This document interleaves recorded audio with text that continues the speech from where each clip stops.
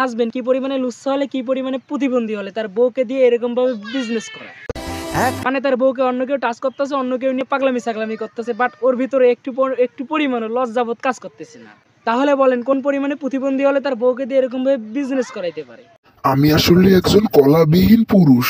আমার কলাটা অনেক ছোট, তাই আমি আমার বউকে দিয়ে বিজনেস করে ইনকাম করি।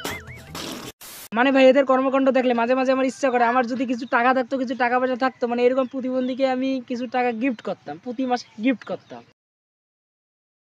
মানে একটা পুরুষের বিন্দু পরিমাণে লজ্জাবোধ থাকলে তো এরকম ভাবে তার বউকে দিয়ে পাগলামি ছাগলামি করে দিতে পারতো না।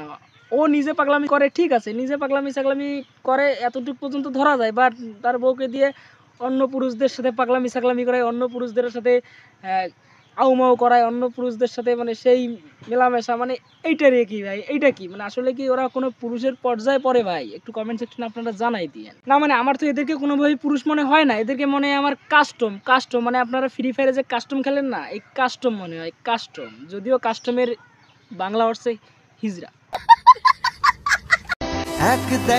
মানে তার বউকে নিয়ে অন্য পুরুষ পাগলামি ছাগলামি করতেছে, অন্য পুরুষ তার গায়ে টাচ দিচ্ছে, বাট ওর ভিতরে একটু পরিমাণও মানে সংকোচবোধ কাজ করতেছে না। ও বলতেছে করুক করুক, আমার বউ কি করে করুক, আমার আসতে তো টাকা আসতেছে, মানে টাকা আসতেছে। টাকা যাদেরকে যত রোস্ট করেন না কেন, যত কিছু বলেন না কেন, ওরা কখনো শুধরাবে না, কারণ ওদের রক্তে শিরায় শিরায় এগুলা ঢুকে গেছে। আর লজ্জাবোধ তো এদের ভিতরে একটুও নাই।